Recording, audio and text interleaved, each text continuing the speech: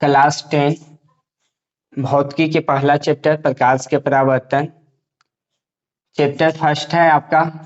तो उसी में हम लोग आज जानेंगे कि अवतल दर्पण किसे कहते हैं और अवतल दर्पण के उपयोग के बारे में। तो देखिए, अवतल दर्पण किसे कहेंगे, परिभाषा लिखा गया है, वैसा दर्पण जिसका परावर्तक सतह का हो, समतल धंसा हुआ हो, उसे क्या कहेंगे, अवतल दर्पण कहेंगे। वैसा दर्पण जिसका परावर्तक सतह कैसा हो, धंसा हुआ हो, उसे अवतल दर्पण कहते हैं।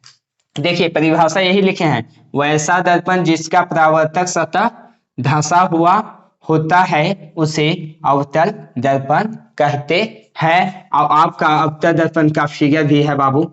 देखिए, ए में आपका कौन सा दर्पण है, अवतल दर्पण है। इसकी परावर्तक सतह कैसा है, धंसा हुआ है, इसलिए यह कौन सी दर्पण है, तो अवतल दर्पण है। ठीक है। परावर्तक सतह किसे कहते हैं सर, तो परावर्तक सतह हम पढ़ा चुके हैं। जिस सतह से प्रकाश का परावर्तन होता है उस सतह को हम लोग कौन सा सतह कहते हैं, परावर्तक सतह कहते हैं। और आपको दर्पण की भी परिभाषा लिखवा दिए हैं बाबू, क्या कि कांच का बना वैसा पदार्थ जिसके एक सतह पे कलई किया हो और दूसरी सतह पे प्रकाश का होता हो, परावर्तन होता हो, उसे हम लोग क्या कहते हैं, दर्पण कहते हैं। तो देखिए, इसके एक सतह पे कलाई किया हुआ है बाबू और इसकी दूसरी सतह पे क्या होगा, प्रकाश का परावर्तन होगा, इसे हम लोग क्या कहेंगे, दर्पण कहेंगे। तो देखिए, इसका अवतल दर्पण है तो हम लोग क्या अवतल दर्पण की परिभाषा लिखे कि वैसा दर्पण जिसका परावर्तक सतह का हो, धंसा हुआ हो, उसे हम लोग कौन से दर्पण कहेंगे, तो अवतल दर्पण कहेंगे। तो दर्पण में कोई डाउट नहीं रहा होगा। अब देखिए, लिखा गया है कि अवतल दर्पण के उपयोग को लिखें। तो हम यहाँ पे लिखे हैं कि अवतल दर्पण का उपयोग प्रमुख होता है। अवतल दर्पण का उपयोग का होता है बाबू, प्रमुख होता है, खास होता है।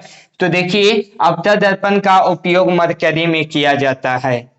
अवतल दर्पण का उपयोग कहाँ किया जाता है, मरकरी में किया जाता है।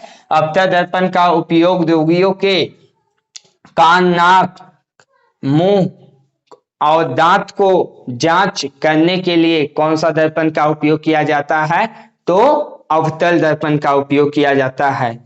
कहा कि अवतल दर्पण में 6 प्रकार के प्रतिबिंब बनते हैं, जो हम लोग अगला वीडियो में देखेंगे। अगला है आपका कि अवतल दर्पण का उपयोग हजामत बनाने में किया जाता है। अवतल दर्पण का उपयोग कहाँ किया जाता है, हजामत बनाने में किया जाता है। अगला आपका है कि अवतल दर्पण का उपयोग सर्च लाइट में किया जाता है। और आगे लिखना चाहते हैं तो लिख लीजिएगा कि अवतल दर्पण का उपयोग टॉर्च में किया जाता है। अवतल दर्पण का उपयोग हेड लाइट में भी किया जाता है। ठीक है, यहां तक कोई डाउट ना होगा। अवतल दर्पण पूछेगा कि अवतल दर्पण किसे कहेंगे, तो ऐसा दर्पण जिसका परावर्तक सतह कैसा हो, धंसा हुआ हो, उसी को हम लोग कौन सा दर्पण कह देंगे, अवतल दर्पण कह देंगे। अब पूछेगा कि अवतल दर्पण के उपयोग को लिखें, तो लिख देंगे क्या कि अवतल दर्पण का उपयोग का होते हैं, प्रमुख होते हैं। पहले का क्या है, अवतल दर्पण का उपयोग मरकरी में किया जाता है। दूसरा आपका है कि अवतल दर्पण का उपयोग रोगियों के कान, मुंह, नाक, दांत को जांच करने में किया जाता है। तीसरा आपका है कि उत्तल दर्पण का उपयोग हजामत बनाने में किया जाता है। कभी कभी यही क्वेश्चन भी पूछ देता है बाबू कि अवतल दर्पण का उपयोग हजामत बनाने में किया जाता है, क्यों, तो हम लोग इसके बाद वाले वीडियो में उस पर चर्चा करेंगे।